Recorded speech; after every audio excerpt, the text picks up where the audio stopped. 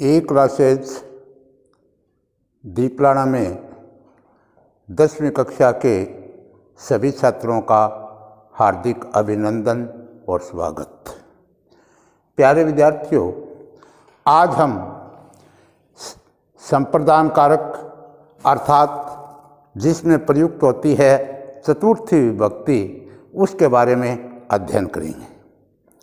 प्यारे विद्यार्थियों, संप्रदान कारक या चतुर्थी विभक्ति, उसमें कुछ रूप इस प्रकार से चलते हैं। आकारांत अगर पुल्लिंग का हम करते हैं तो बालकाय,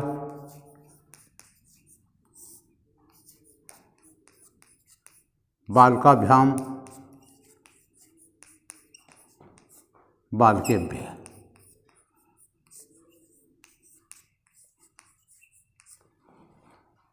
अगर हम स्त्रीलिंग की बात करें, लताए, लताभ्याम, लताभ्य।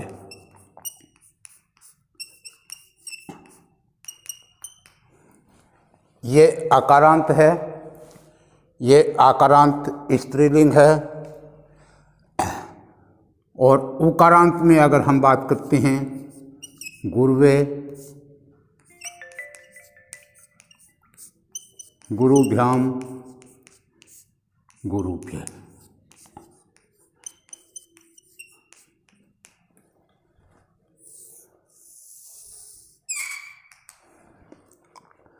प्यारे विद्यार्थियों, सूत्र नंबर 1 है संप्रदान चतुर्थी, यानी संप्रदान कारक जहाँ होगा उसमें चतुर्थी विभक्ति लगेगी।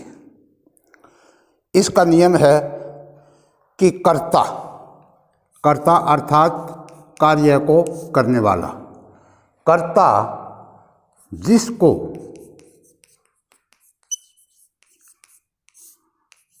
दान अथवा वस्तु आदि देकर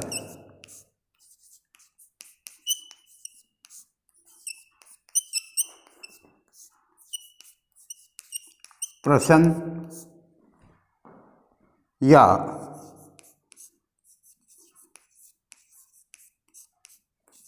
खुश करता है तो उसकी संप्रदान संज्ञा हो जाती है।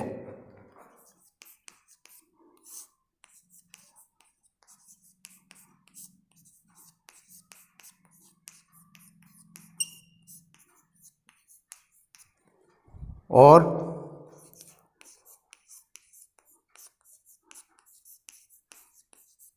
संप्रदान में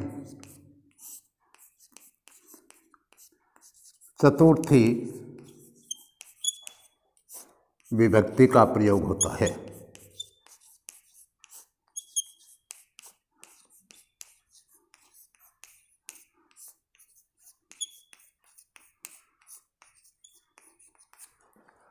अब आप समझिए, नियम 1 नंबर है कि संप्रदान चतुर्थी।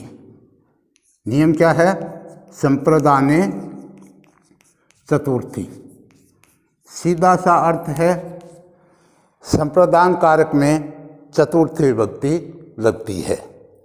अब कैसे है कि कर्ता अर्थात काम को करने वाला, जिसको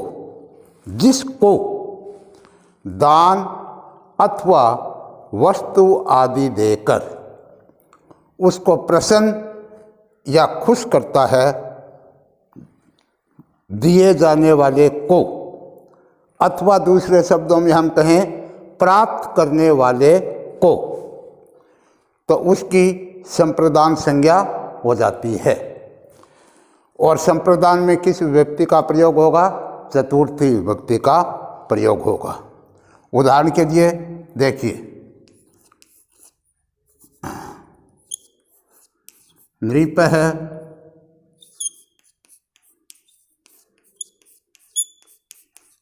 ब्राह्मणाय, धनम ददाति। नंबर 2 स मित्राय पुस्तकम ददाति।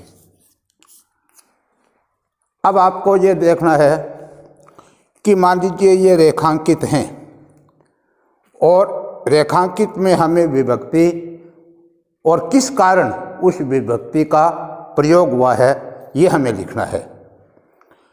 अगर हम अर्थ की दृष्टि से हम इसको देखते हैं, नृपः माने राजा, ब्राह्मणाय ब्राह्मण को, धनम धन, ददाति देता है। अर्थात लेने वाला यानी ब्राह्मण वह उस चीज़ को लेकर प्रसन्न हो जाता है, तो यहाँ पर ब्राह्मणाय में चतुर्थी विभक्ति है। दूसरा है स यानी कर्ता, वह मित्राय मित्र को पुस्तकम पुस्तक ददाति देता है। अब आप ये दोनों पुल्लिंग हैं, पुल्लिंग में आप ये सब देखिए, आय शब्द लग रहा है अंत में, इसमें भी आय है और इसमें भी आय है। इस आय को देखकर आपको यह पता लग जाना चाहिए कि अमुक वाक्य में या इस उदाहरण में किस विभक्ति का प्रयोग हुआ है। अगर अब इसका हमें उत्तर देना है तो इस वाक्य को हम छोड़ देंगे, सिर्फ इस शब्द को हम ये आय जो चीज़ है वो ग्रहण करके और उसमें अपने को लिखना है। एक अथवा दो में सिर्फ एक ही चीज़ लिखनी है, संप्रदाने इति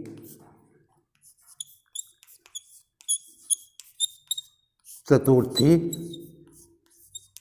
विभक्ति। संप्रदाने इति चतुर्थी विभक्ति।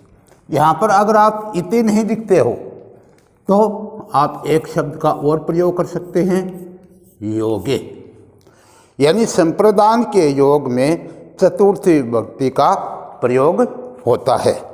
अब इन वाक्य से हमारा कोई लेना देना नहीं है, यानी हमें एक कारण जो स्पष्ट करना है कि संप्रदान कारक अर्थात कौन सी विभक्ति, चतुर्थी विभक्ति।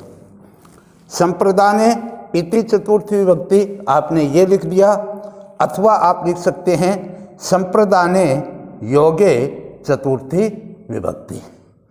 ये बात क्लियर हो गई, समझ में आ गई। अब अपने उदाहरण नंबर 2 की तरफ चलते हैं। 2 नंबर है रुच अथवा स्वर्ध धातु। या एक चीज़ हम और क्लियर कर लेते हैं, पूर्व में अर्थात पहले हमने शब्दों के योग में विभक्ति का भी प्रयोग होता है और कुछ धातुएं ऐसी होती हैं जिनके योग में भी चतुर्थी विभक्ति का प्रयोग होता है। उदाहरण नंबर 2 है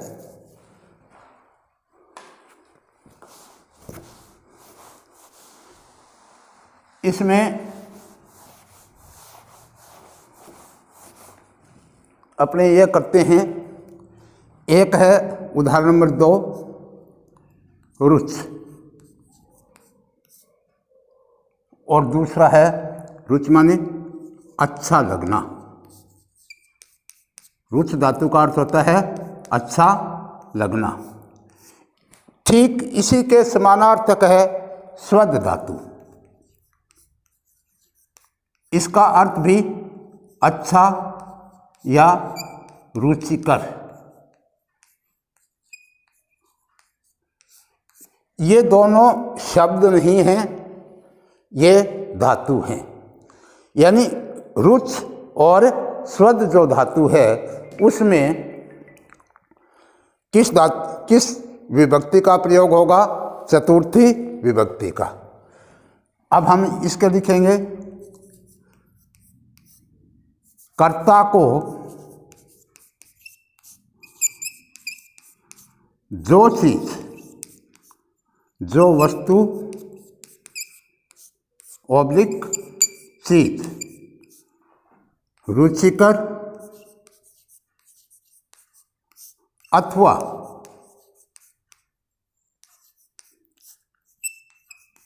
प्रिय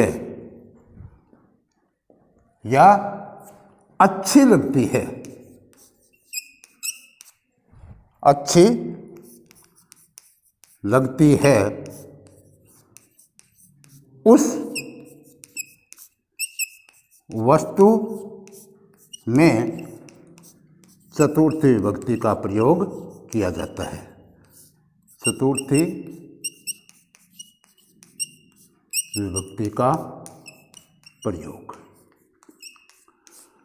यहाँ पर आप समझ लीजिए दोबारा, रुच माने अच्छा लगना। ये जो स्वस्थ धातु है ये इसके समानार्थक है, यानी एक ही अर्थ है, अच्छा लगना, रुचिकर लगना या प्रिय लगना। दूसरे शब्दों में अगर हम बात करते हैं, कर्ता को जो चीज़ सबसे अच्छी अथवा प्रिय लगती है उस वस्तु या चीज़ में, कर्ता में नहीं, यानी कर्ता को जो चीज़ अच्छी लगती है उसमें चतुर्थी विभक्ति का प्रयोग होता है। जैसे देखिए,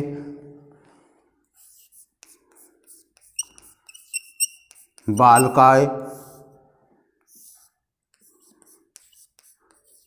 मोदकः, रोचते। और अगर हम ये एक वचन है, इसको अगर बहुवचन में प्रयुक्त करते हैं, मोदकः रोचन्ते। नंबर 2 उदाहरण,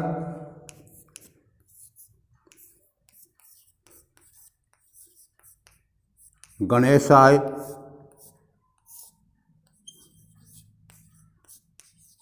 दुग्धम स्वेदते। जब किसी धातु के अंत में अंतिम अक्षर पर एक ही मात्रा आती है तो वह धातु प्रश्नपदी न होकर आत्मनेपदी हो जाती है।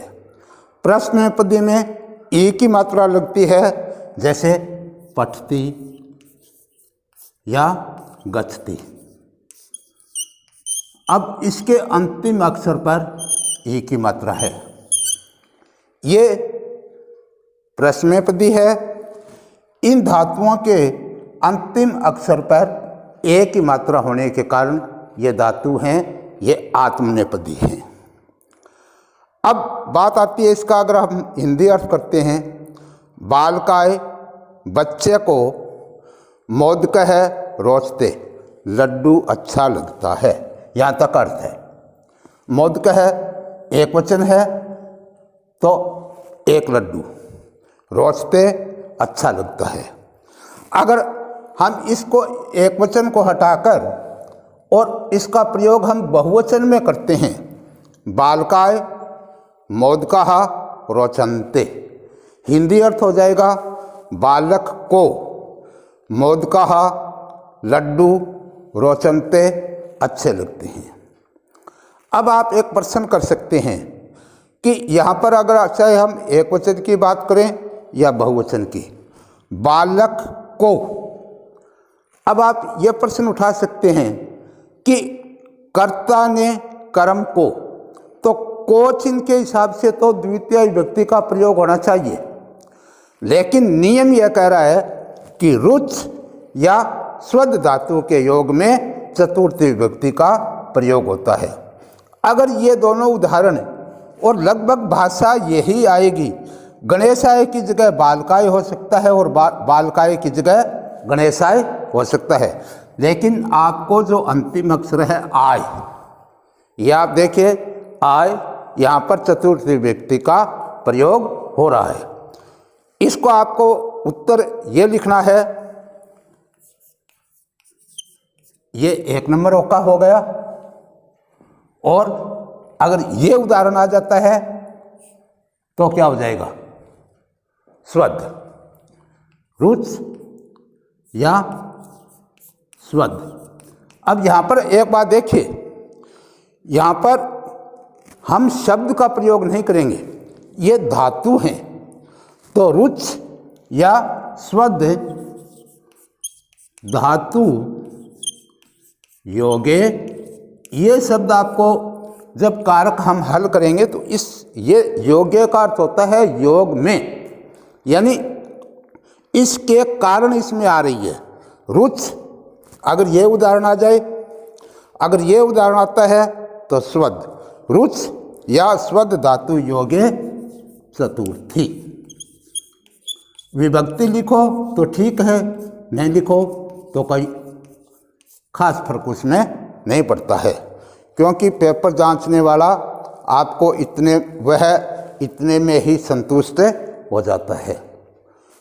तो ये 2 नंबर उदाहरण आपके समझ में आ गया। 3 पर चलें। 3 नंबर उदाहरण देखिए।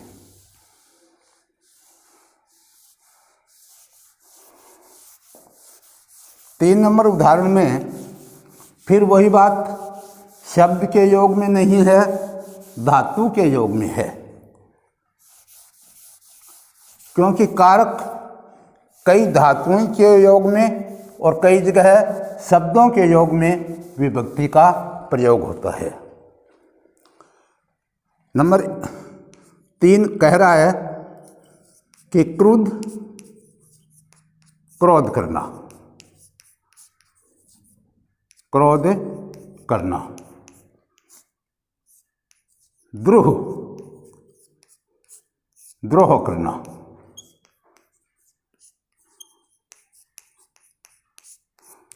ईर्ष्या ईर्ष्या करना,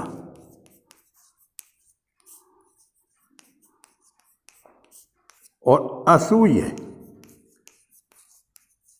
असूया का अर्थ होता है घृणा करना। ये 4 धातुएं हैं। क्रुद्ध का अर्थ होता है क्रोध करना, द्रोह मीन्स द्रोह करना, ईर्ष्या माने ईर्ष्या करना, और असूया माने घृणा करना। अब इसका अर्थ तो आपके समझ में आ गया, लेकिन इसका कारण या इन धातुओं के योग में किस प्रकार से चतुर्थी विभक्ति का प्रयोग होगा, कर्ता, यहाँ पर हम क्लियर कर रहे हैं कि कर्ता जिस पर करता है, कर्ता जिस पर उपयुक्त क्रियाएं करता है,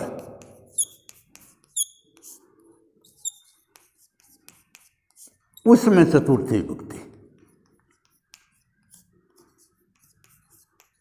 उसमें कौन सी विभक्ति लगेगी? चतुर्थी। अब यहाँ पर मैं आपको एक उदाहरण बताता हूँ। राम रावण पर क्रोध करता है। कौन करता है? राम।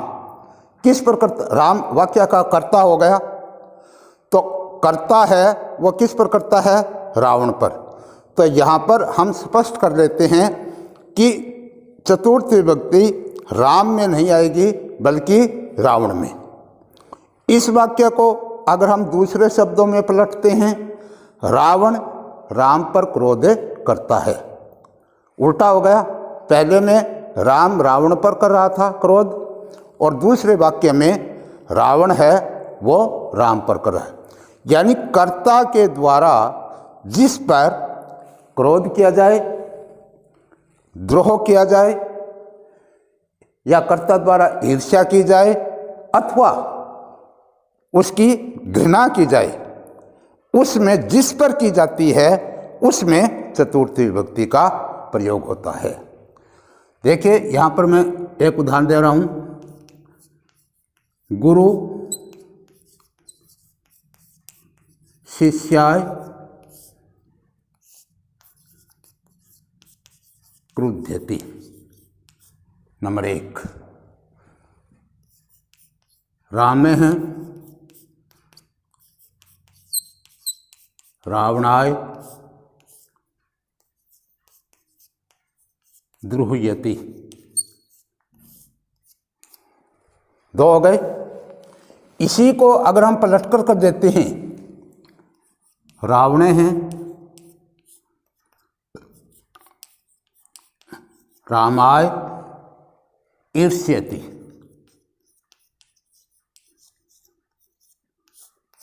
और चौथा है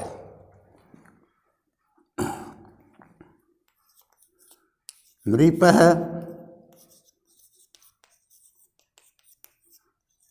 भिक्षुकाय असूयति।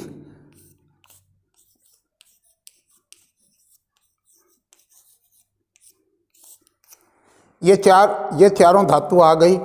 क्रुद्ध वर्तमान काल क्रुध्यति, ध्रुव मान द्रोह करना द्रुह्यति, ईर्ष्या माने ईर्ष्या करना ईर्ष्यति, और असूय माने घृणा करना असूयति। इसमें ई आ रहा है, आत्मनेपद नहीं है, प्रश्नपद की धातु है। अब हमने बात की थी कि जिस पर, यानी यहाँ पर गुरु है वो शिष्य पर क्रुध्यति माने क्रोध करता है। यहाँ पर आय शब्द आया है, यहाँ पर आप देखिए आय नंबर 1, नंबर 2 राम रावणाय, रावण पर द्रुह्यति द्रोह करता है। अगर हम हिंदी के कारक के हिसाब से देखेंगे तो बात आ रही है कि राम रावण पर, अधिकरण में पर, तो उस हिंदी के शब्दों या हिंदी के कारक के हिसाब से तो इसमें सप्तमी विभक्ति आनी चाहिए थी। लेकिन संस्कृत का ये नियम है कि इन धातुओं के योग में अथवा इन धातुओं का जहाँ पर प्रयोग होता है और कर्ता जिस पर कोई क्रिया कर रहा है, यहाँ पर कर्म पर, तो उसमें चतुर्थी विभक्ति का प्रयोग होगा। इसको हमने पलट दिया है। रावण है, रामाय ईर्ष्यति, रावण राम पर ईर्ष्या करता है। नृप है, राजा भिक्षुकाय, आय की अंतिम मात्रा आ रही है, राजा भिक्षुक पर असूयति घृणा करता है। अगर ये 4 वाक्य सिर्फ आप इन चीज़ों को देख लीजिए अथवा इन चीज़ों को देख लीजिए। हमने नियम में कहा था कि क्रुद्ध, द्रुह, ईर्ष्य अथवा असूय, इन धातुओं के योग में चतुर्थी विभक्ति का प्रयोग होता है। मान लीजिए ये उदाहरण पेपर में आया और आपको उसका उत्तर लिखना है, तो सिर्फ आपको लिखना है क्रुद्ध धातु योगे चतुर्थी। नंबर 2 में कौन सी धातु है? द्रुह। द्रुह धातु योगे चतुर्थी। नंबर 3 में कौन सी धातु है? आप देखिए ईर्ष्य। ईर्ष्य धातु योगे चतुर्थी। 4 नंबर उदाहरण में कौन सी धातु है? असूय। असूय का अर्थ होता है घृणा करना। असूय धातु योगे चतुर्थी। ये 3 नंबर जो उदाहरण है वो आपके समझ में आ गया। अब हम 4 नंबर उदाहरण की बात करते हैं।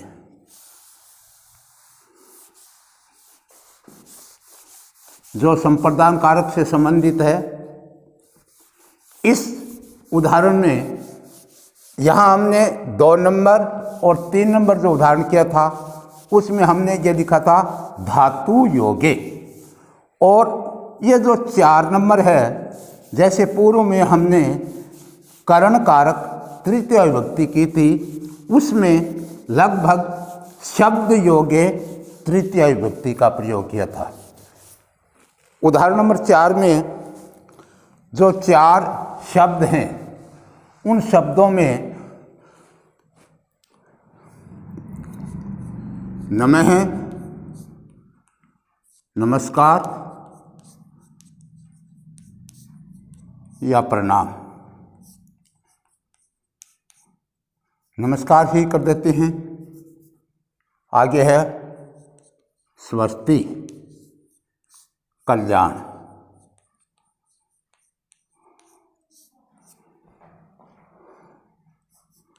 स्वः मन स्वः,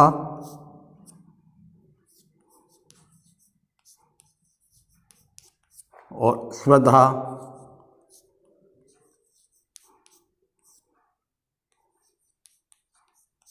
दान।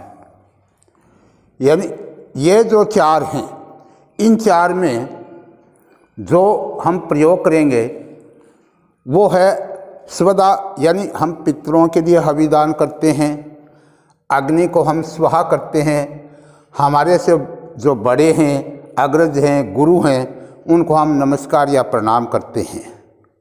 तो इन शब्दों में, इन शब्दों के योग में कौन सी विभक्ति आएगी? चतुर्थी विभक्ति।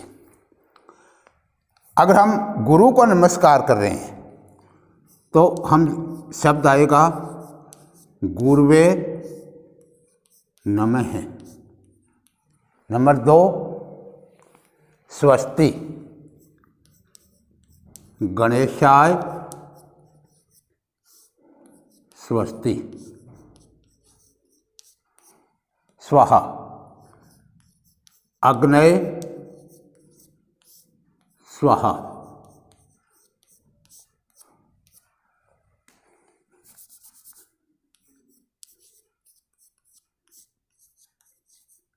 पितृभ्य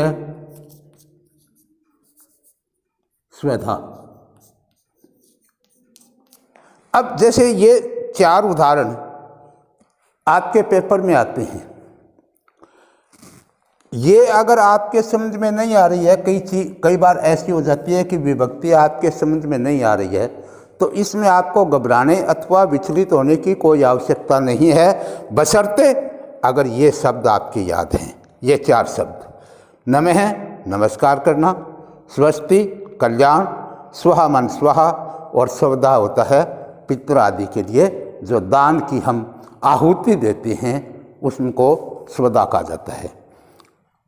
मान लीजिए आप ये करें कि हमें तो बालकाय ही याद है चतुर्थी, तो यहाँ पर ये भी तो आप देख लीजिए कि गुरुवे शब्द उकारांत है। जैसे गुरु में हम गुरु को हम ऐसे लिखते हैं, इसमें ऊ की मात्रा है, इसको उकारांत कहा जाता है। उकारांत का अर्थ होता है ऊ जिसके, उकार अर्थात ऊ जिसके अंत में है, इसके ऊ अंत में होने के कारण इसको क्या कहा जाएगा? उकारांत। यहाँ पर यह शब्द देखते ही नमः, यहाँ पर हम पीछे 2 नंबर या 3 नंबर में हमने किया था धातु योगे, ये हैं शब्द नमः। यह महत्वपूर्ण है परीक्षा की दृष्टि से। नमः शब्द योगे चतुर्थी। यहाँ पर यह शब्द है स्वस्ति शब्द योगे चतुर्थी। स्वाहा शब्द योगे चतुर्थी। और यहाँ पर है स्वधा, स्वधा शब्द योगे चतुर्थी। हिंदी अर्थ की अगर बात आती है, गुरुवे नमः, गुरु को नमस्कार। अगर हिंदी कारक की अपने बात करेंगे, कर्ता ने कर्म को, तो उस कर्म के हिसाब से तो द्वितीय विभक्ति आनी चाहिए थी, लेकिन जो संस्कृत का नियम है, इन शब्दों के 1, 2, 3 और 4, इन शब्दों के योग में चतुर्थी विभक्ति का प्रयोग किया जाता है। गुरु को नमस्कार, गणेशाय स्वस्ति, गणेश का कल्याण हो। अग्नये स्वाहा, अग्नि को जब हम आहुति प्रदान करते हैं, उसमें दोनों हाथों की जो अंजलि है, उसमें स्वाहा शब्द का प्रयोग किया जाता है।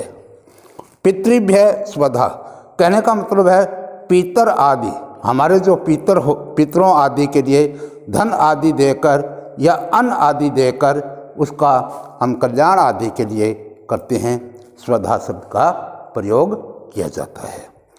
तो ये 4 नियम आपके हो गए हैं। इसका संप्रदान कारक का एक नियम है, इसमें पुनः हम धातुओं की ओर चलेंगे। 3 धातुएं हैं, इन धातुओं के योग में चतुर्थ विभक्ति अर्थात संप्रदान कारक का प्रयोग किया जाएगा। ये धातुएं हैं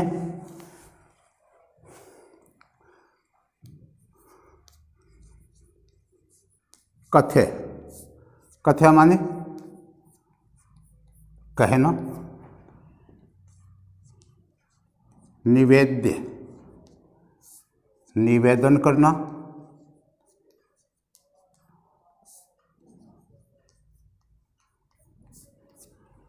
और तीसरी धातु है उपदेश, यानी उपदेश देना। परिभाषा हो गई, इन धातुओं के योग में ये तीनों धातु हैं। कथ्य मीन्स कहना, निवेद्य मीन्स निवेदन करना, और उपदेश माने उपदेश देना। इन धातुओं के योग में कौन सी विभक्ति आज हम कर रहे हैं और कौन सा कार्य कर रहे हैं? संप्रदान कारक है। और कौन सी विभक्ति है? चतुर्थी विभक्ति। तो इन धातुओं के योग में के योगे चतुर्थी विभक्ति।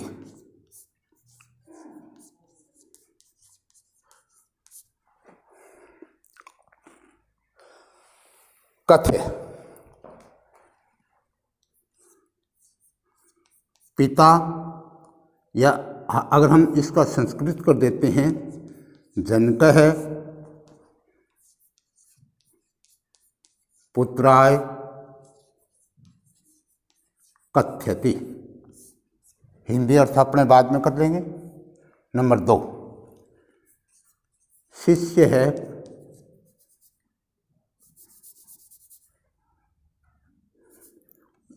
इसको पलट देते हैं, पुत्र है, जनकाय,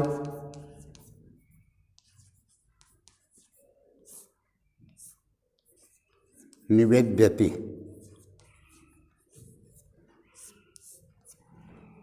और तीसरा है उपदेश, गुरु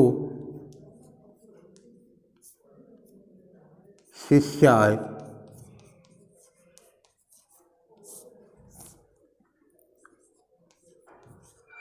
उपदिश्यति। ये 3 उदाहरण हैं। यहाँ पर हमने किया कथ्य का रूप चलेगा कथ्यति, निवेद्य आत्मनेपदी में निवेद्यति, और उपदेश आत्मनेपदी में उपदिशति। जिस प्रकार से पठ का अपने कर देते हैं पठति, इसी प्रकार इकारांत की मात्रा लगने से ये प्रश्नेपदी हो गया। जनक है पिता, पुत्राय पुत्र को कथ्यति कहता है। नंबर 2 उदाहरण, पुत्र है, पुत्र जनकाय पिता से निवेद्यति निवेदन करता है, और गुरु शिष्याय गुरु शिष्य को उपदिशति उपदेश देता है। इसमें आपके समझने की बात यह है कि हमने यहाँ पर आय अंत में आ रहा है, आप इससे पहचान दीजिए। अगर ये यहाँ पर आपके कोई बात समझ में नहीं आ रही है तो ये जो तीनों धातु है वो स्पष्ट आपके सामने है। इन धातुओं के योग में हमने किया है कौन सी विभक्ति? चतुर्थी विभक्ति। इसका अगर ये पेपर में आता है कथ्य धातु योगे चतुर्थी, यहाँ पर निवेद्य धातु योगे चतुर्थी। और इस उदाहरण में उपदिश धातु योगे चतुर्थी विभक्ति का प्रयोग। यहाँ पर आगे आप विभक्ति लिखना चाहें तो लिख सकते हैं, और अगर आगे न भी लिखें तो कोई इसकी आवश्यकता नहीं है। तो प्यारे बच्चों, आज हमने संप्रदान कारक और चतुर्थी विभक्ति के बारे में अध्ययन किया है। इसी के साथ धन्यवाद।